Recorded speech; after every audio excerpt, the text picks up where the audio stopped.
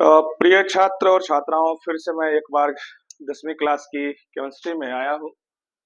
और पिछले लेक्चर 1 में हम लोगों ने पहला चैप्टर जो केमिस्ट्री का है, रासायनिक अभिक्रिया और समीकरण, उस पर बात किया था। पहला लेक्चर ही इशू हुआ था और वह बहुत ही शानदार रहा हम लोगों का लेक्चर। आज हम लोग लेक्चर 2 की ओर मूव करेंगे। पहला चैप्टर में ही हम लोगों का है रासायनिक अभिक्रिया। पहले मैं चैप्टर लिख दूं, रासायनिक अभिक्रिया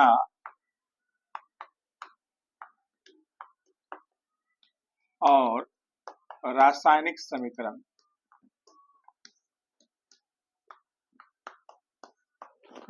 तो केमिकल रिएक्शन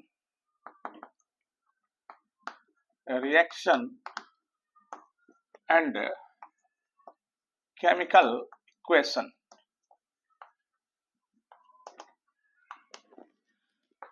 ये हमारा चैप्टर है। मैं चैप्टर का नाम भी लिख दूं, चैप्टर फर्स्ट है क्लास 10th के लिए बेसिकली।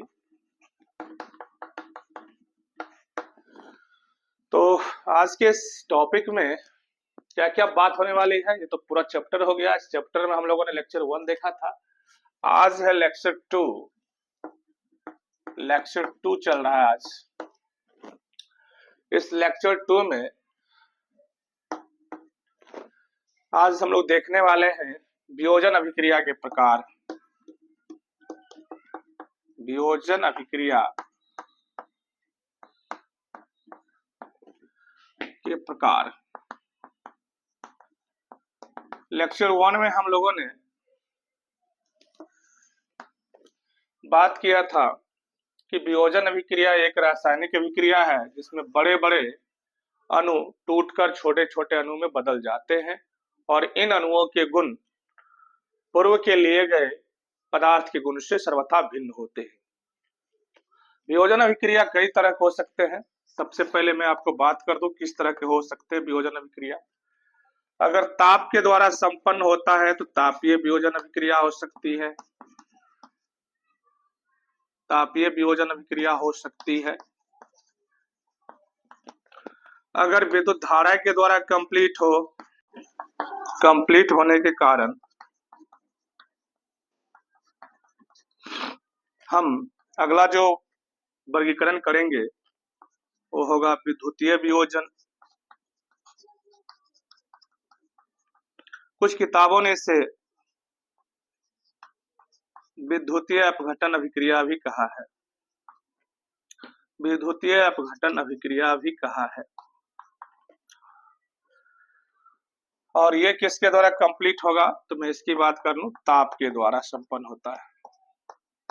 ताप के द्वारा, या उपस्थिति भी कर सकते हैं बेसिकली। ये जरूरी है, महत्वपूर्ण फैक्टर, बाहरी फैक्टर है जो चाहिए, उपस्थिति में संपन्न होती है।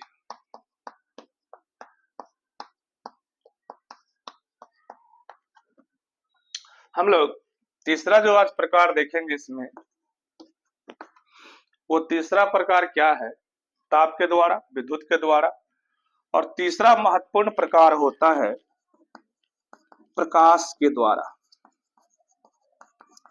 अगर प्रकाश के द्वारा कंप्लीट होती है, प्रकाश की उपस्थिति अनिवार्य अगर मानी जाए रिएक्शन के वियोजन में पार्टिसिपेट होने के लिए, ऐसे केसेस में हम इसे प्रकाशीय वियोजन कह सकते हैं। प्रकाशीय वियोजन अभिक्रिया, जैसा कि नाम से पता होगा, that is very simple name in English language, thermal decomposition. Thermal decomposition यानी हम बोल सकते हैं कि वह रासायनिक अभिक्रिया जो ताप की उपस्थिति के कारण ही कंप्लीट हो पाती है और बड़े बड़े अणुओं को तोड़कर छोटे अणुओं में बदलने में सहायक होता है, तापीय वियोजन कहलाता है। अगर विद्युत धारा के द्वारा वियोजन की क्रिया संपन्न हो रही है तो इसे हम विद्युतीय वियोजन अभिक्रिया कह सकते हैं। अंग्रेजी की भाषा में इसे हम इलेक्ट्रिक डिकम्पोजिशन बोल सकते हैं। डिकम्पोजिशन बोल सकते हैं, कुछ किताब ने इसे इलेक्ट्रोलाइसिस भी कहा है। इलेक्ट्रो का मतलब होता है electric current and lysis is called decomposition. Decomposition का हिंदी मुझे पहले से ही मालूम है, वियोजित होना या टूटना, स्प्लिट अप बोल सकते हैं उसे, टूटना। तो प्रकाश के द्वारा अगर लाइट एनर्जी के द्वारा कंप्लीट हो, लाइट एनर्जी के द्वारा अगर वियोजन की क्रिया संपन्न होती है तो इसे हम बोल सकते हैं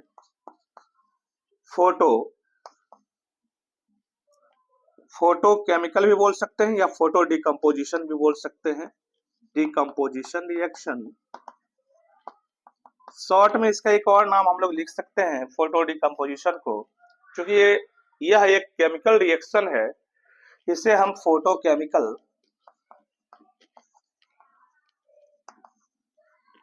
डिकम्पोजिशन रिएक्शन भी बोल सकते हैं। तो आज के इस टॉपिक में हम लोगों ने ये जानने का प्रयास किया कि वियोजन अभिक्रिया क्या है।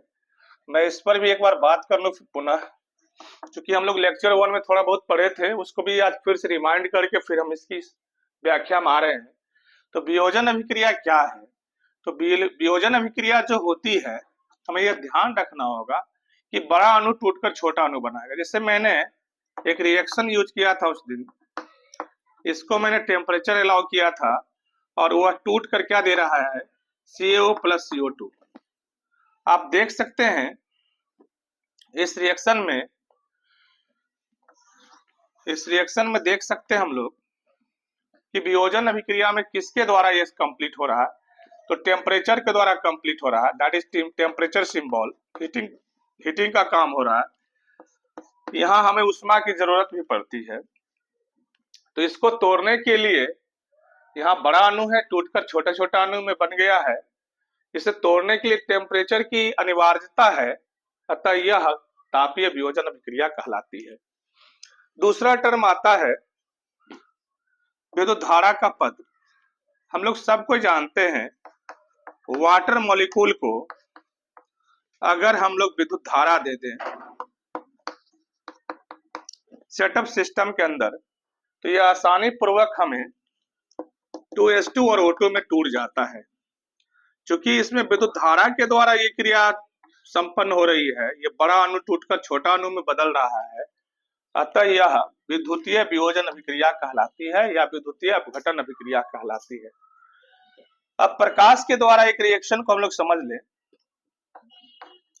सिल्वर क्लोराइड है और इससे हम लोग लाइट दे रहे हैं, प्रकाश दे रहे हैं, तो हम देख सकते हैं कि ये सिल्वर के क्लोराइड हैं जो टेम्परेचर को नहीं, विद्युत धारा को भी नहीं, सिर्फ अलाउ किसको किए हैं, प्रकाश को।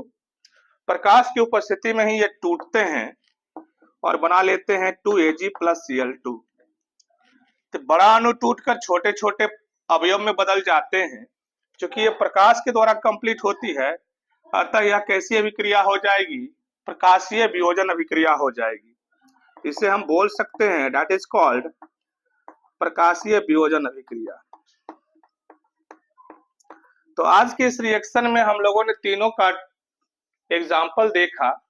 टेम्परेचर अलाउ तापीय वियोजन, विद्युत धारा अलाउ तो विद्युतीय अपघटन अभिक्रिया या वियोजन अभिक्रिया, प्रकाश की जरूरत अगर पड़ जाती है उसके द्वारा वियोजन हो तो इसे हम प्रकाशीय वियोजन अभिक्रिया कह सकते हैं। तो 3 गो टाइप इसका है, तीनों को हम लोग आज बहुत महत्वपूर्ण रूप से देखे हैं। अब अगली टॉपिक जो इसी के अंदर है वो हम लोग आज देखने वाले हैं, कौन सी टॉपिक जा रही है उसको देखने का काम करेंगे।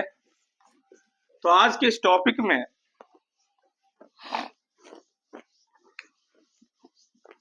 हम लोगों ने वियोजन के भी टाइप को देखा। अब हम लोग वियोजन के बाद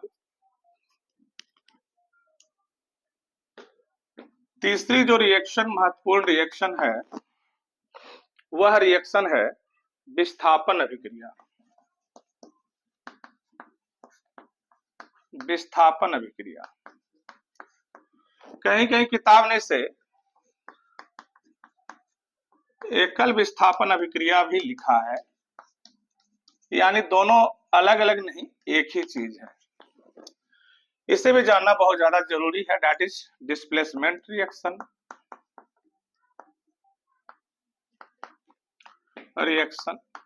that is single displacement reaction.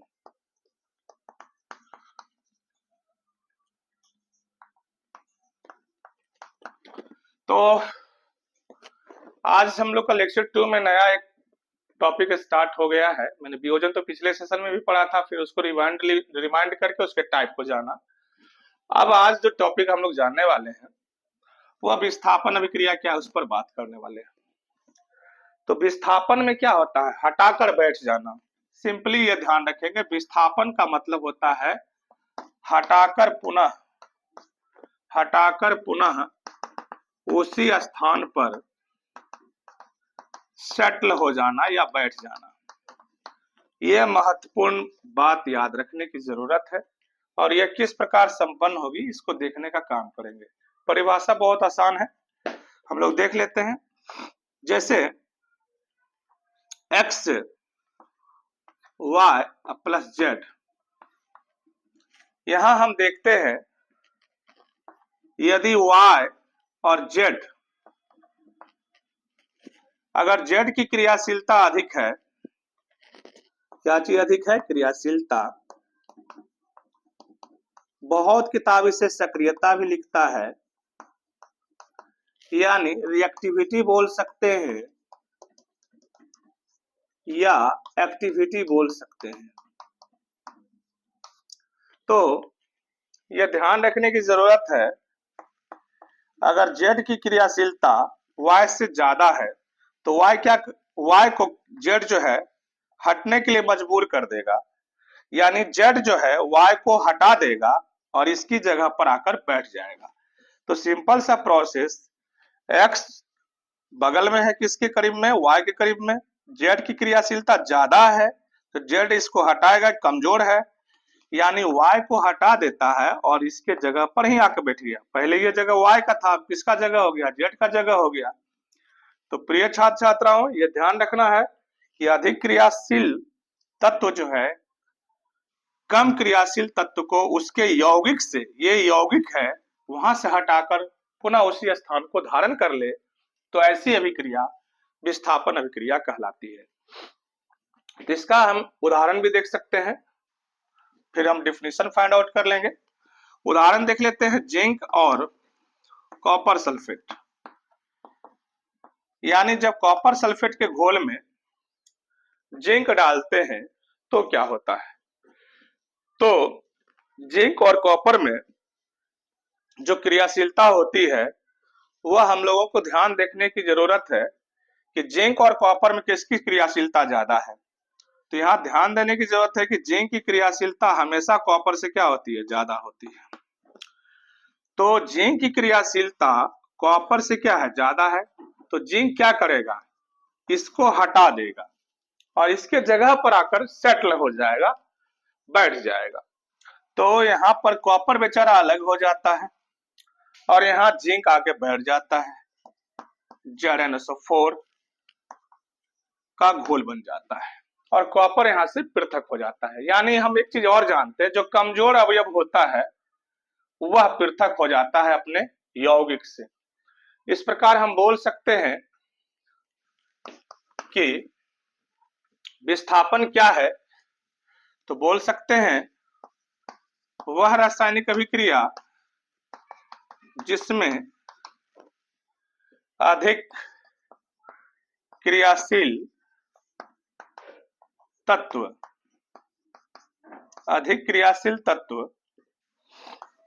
कौन सा तत्व? अधिक क्रियाशील तत्व कम क्रियाशील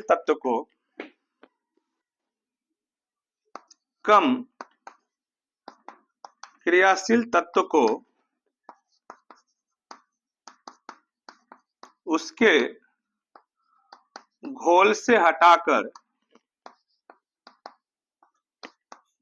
उसका स्थान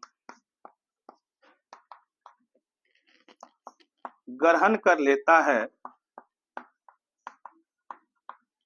घोल जो होगा कोई न कोई यौगिक ही होगा, आप चाहे तो यौगिक भी लिख सकते हैं।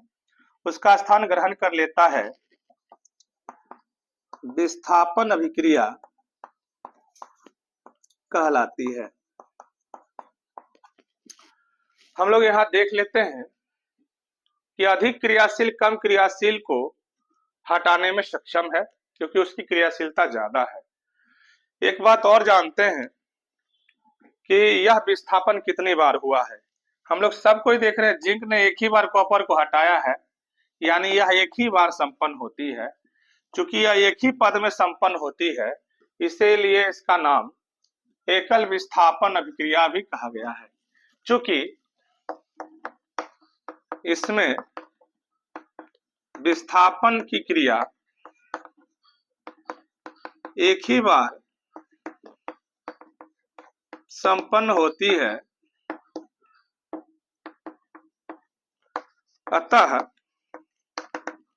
अतः यह अभिक्रिया एकल विस्थापन अभिक्रिया भी कहलाती है। हम कह सकते हैं एकल विस्थापन अभिक्रिया भी कहलाती है। यानी विस्थापन की क्रिया कितनी बार हुआ है? एक ही बार हुआ है, इसीलिए इसका नाम क्या रखा गया? एकल विस्थापन अभिक्रिया रखा गया।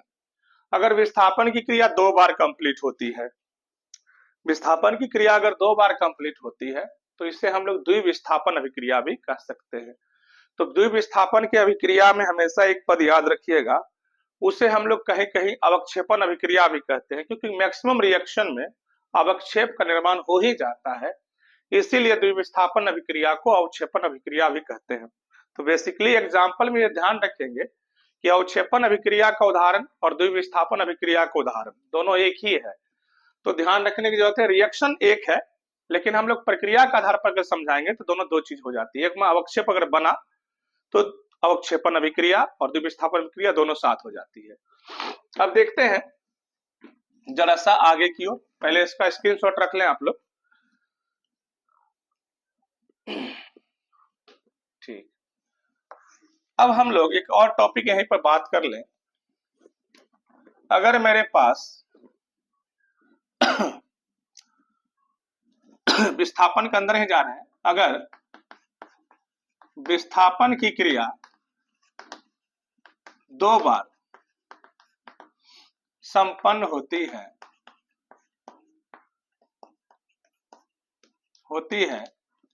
तो ऐसी रासायनिक अभिक्रिया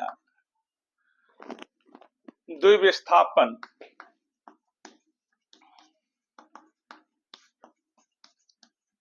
अभिक्रिया कहलाती है। तो विस्थापन की क्रिया जनरली अगर पूछे तो याद रखिएगा कि उसके अंदर कौन सी परिभाषा को ज्यादातर इंक्लूड करना है, एकल विस्थापन वाली परिभाषा को डालना है। अगर द्विविस्थापन कंप्लीट कर दे तो विस्थापन की क्रिया ये ध्यान रखना है कि 2 बार होना है। जस्ट लाइक हम एक चीज जान लें, इसका एग्जाम्पल हम लोगों ने पिछले सेशन में भी लिया था, आज फिर एक एग्जाम्पल से हम लोग समझ लें कि किस तरह ये काम कर सकता है। तो आज हम लोग लेते हैं कॉपर सल्फेट का घोल लेते हैं और सोडियम हाइड्रोक्साइड का घोल लेते हैं। तो हम लोग देखते हैं यहां से बैलेंस भी कर लें, ज्यादा अच्छा है क्योंकि इसकी संयोजकता भी 1 है, लेकिन इसकी संयोजकता दोनों के 2 के टर्म में है, +2 और -2 के टर्म में है। यहाँ 2 लगा लें, Na2SO4 बैलेंस हो जाएगा, प्लस और Cu के साथ OH का 2 टर्म चल जाएगा, CuH का होल ट्वाइस, और यह नीचे पेंदी में आकर जमा हो जाता है। मैंने पिछले क्लास में भी बताया था कि नीचे की ओर अगर एरो दिखाया जाता है, दैट साइन ऑफ पीपीटी, यानी इसमें अवक्षेप बनेगा और इसका रंग कैसा होगा ये ध्यान देने की जरूरत है, इसका रंग हो जाएगा नीला। अब एक रिएक्शन मैंने लिया था पिछले सेशन में कि रिएक्शन में कलरफुल एजेंट भी बनते हैं, ये प्रूफ दे रहा है कि कलरफुल एजेंट है। यहाँ 3-3 रिएक्शन का पहचान हो सकता है, लेकिन फिलहाल ये जाने यहाँ कितने बार मूलकों की अदला बदली हुई है। द्विविस्थापन में एक चीज और भी होता है कि मूलकों की अदला बदली के आधार पर मैंने बताया था कि आज के सेशन में ये भी जान लें कि आखिर ऐसा क्या हुआ। देखिए NaOH के साथ है, अब किसके साथ हो गया SO4 के साथ, CuSO4 के साथ अब किसके साथ हो गया OH का होल्ड ट्वाइस के साथ। यानी यहां हम देख सकते हैं मूलक की अदला बदली एक बार यहां हुई है, एक बार यहां हुई है। तो मूलक की अदला बदली कितनी बार हुआ? 2 बार। अतः यह अभिक्रिया किसका पार्ट हो जाएगा? यह अभिक्रिया हो जाएगा द्विविस्थापन का टाइप।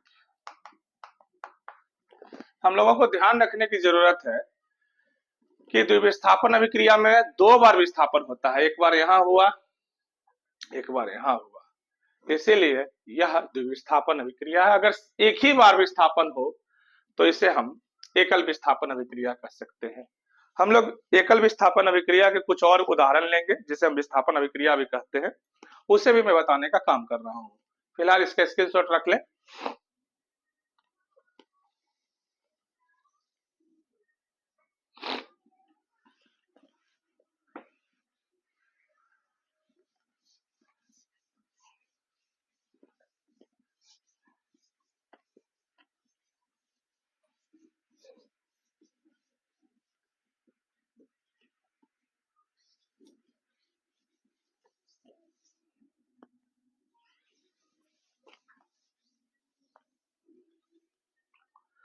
तो केमिस्ट्री के इस लेक्चर में आज एक नया टॉपिक और स्टार्ट कर रहे हैं।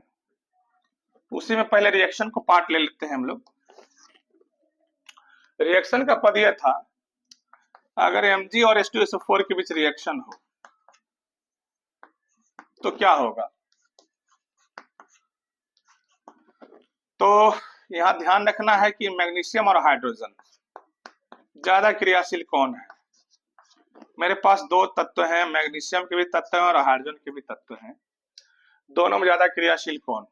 अगर ये समझ जाते हैं तो रिएक्शन आसान हो जाता है। मैग्नीशियम की क्रियाशीलता ज्यादा होती है हाइड्रोजन की तुलना में। तो मैग्नीशियम क्या करेगा? इस हाइड्रोजन को हटने के लिए मजबूर करेगा, इसको हटाएगा, इसके जगह पर बैठेगा। तो बिल्कुल सेम केस Mg के साथ SO4 चल जाएगा, that is MgSO4 plus hydrogen को क्या करेगा? हटा देगा। तो इस अभिक्रिया में हम लोगों ने देखा कि हाइड्रोजन की क्रियाशीलता मैग्नीशियम से कम है, कमजोर है, और ये ज्यादा मजबूत है। इसको हटा के इसके स्थान को ग्रहण कर लेता है। और ये क्रिया कितनी बार हुआ? एक ही बार हुआ। अतः यह कैसी विस्थापन?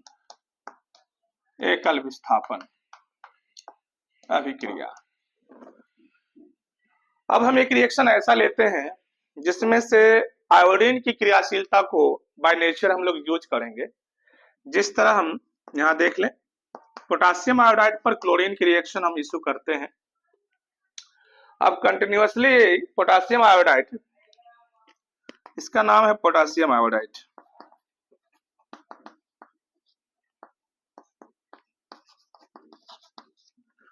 और ये क्लोरीन अणु है।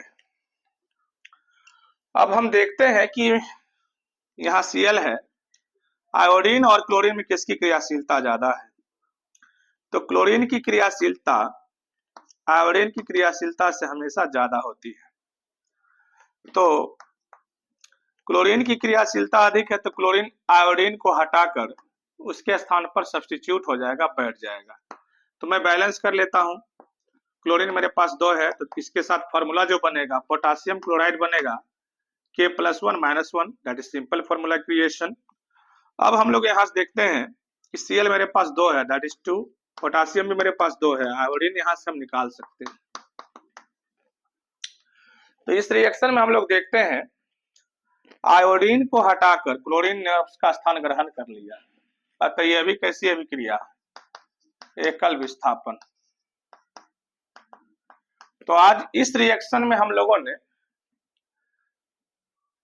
अधिक क्रियाशील हेलोजन ने कम क्रियाशील हेलोजन को हटाकर उसका स्थान ग्रहण किया है। अधिकांश परिभाषा में यह सुनने के लिए मिलता है कि अधिक क्रियाशील धातु तत्व ने कम क्रियाशील धातु तत्व को उसके स्थान से हटाकर स्थान ग्रहण किया है। लेकिन मैंने ये रिएक्शन दिया है कि अधिक हेलोजन यानी अधातु तत्व भी ये काम कर सकते हैं। अधिक क्रियाशील हेलोजन कम क्रियाशील हेलोजन को उसके स्थान से हटाकर उसका स्थान ग्रहण कर सकते हैं। तो सिंपल सा फॉर्मूला, हेलोजन के बारे में आपको मालूम होगा कि हेलोजन की जगह हम लोग किसको किसको रखते हैं।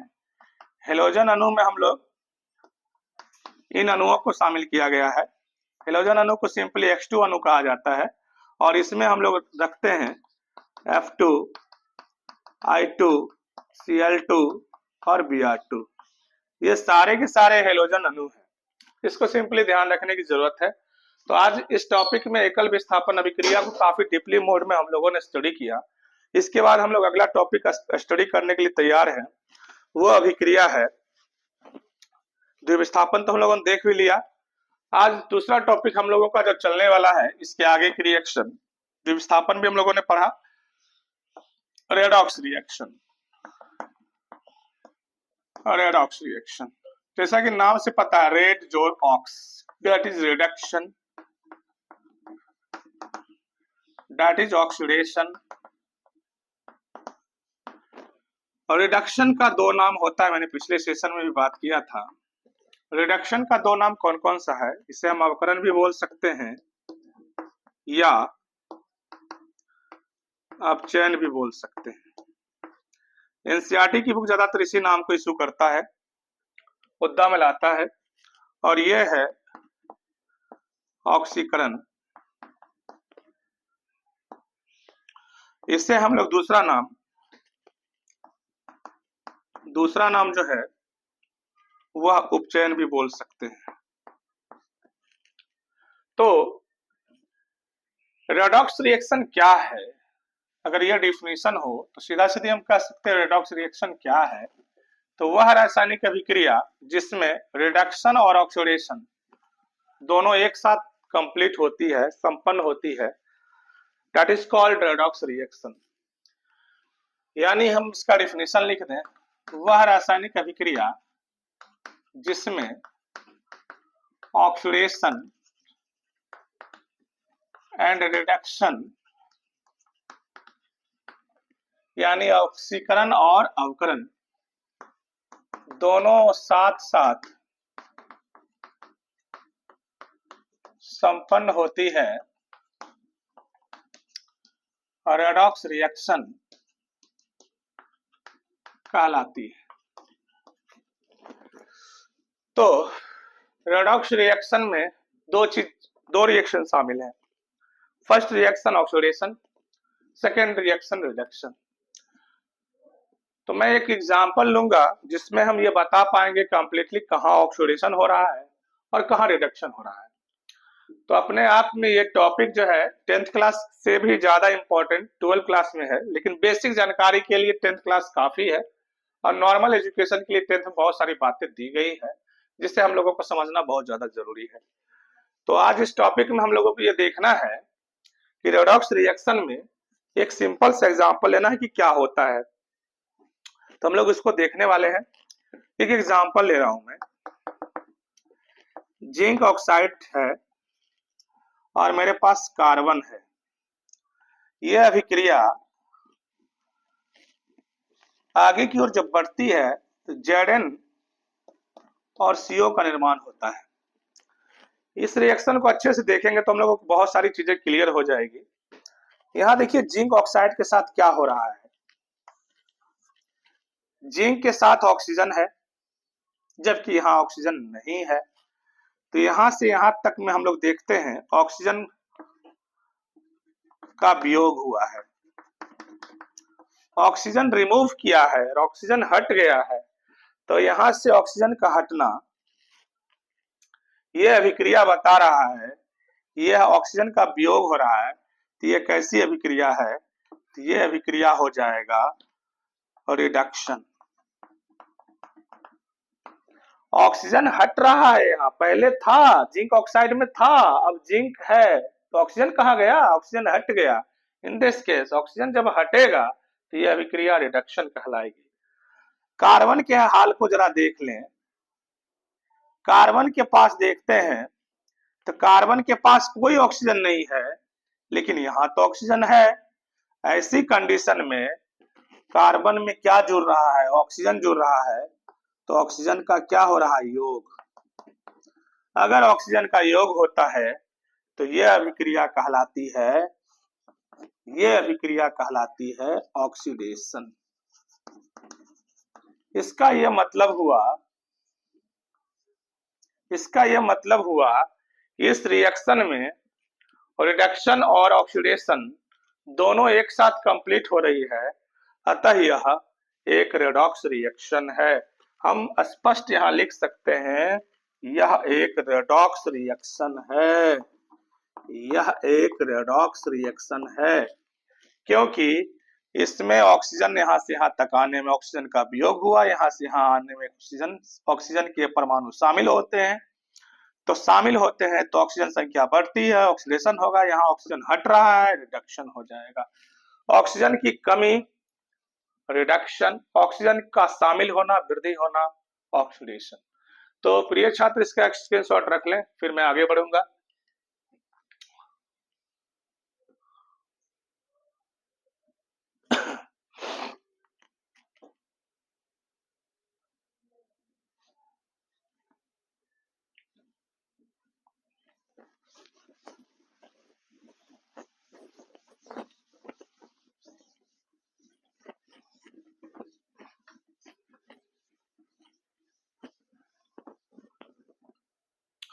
अब हम लोग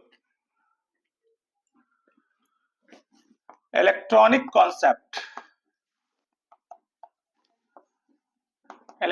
कॉन्सेप्ट ऑफ रेडॉक्स रिएक्शन के बारे में जानेंगे। ये क्या है, जरा इसको हम लोग भी देखें। तो रेडॉक्स अभिक्रिया की इलेक्ट्रॉनिक विचारधारा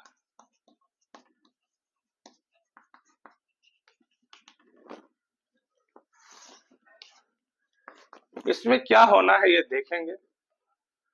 तो रेडॉक्स में तो दो ही रिएक्शन शामिल हैं, एक ऑक्सीडेशन एक रिडक्शन। इलेक्ट्रॉनिक कॉन्सेप्ट में क्या ध्यान रखना है ये देखिए। इलेक्ट्रॉन, और यहां हम लोग लिखेंगे गेन ऑफ इलेक्ट्रॉन। इलेक्ट्रॉन को सिंबल में E- से लिख सकते हैं। तो यहाँ इलेक्ट्रॉन की कमी होती है, यहाँ इलेक्ट्रॉन की वृद्धि होती है।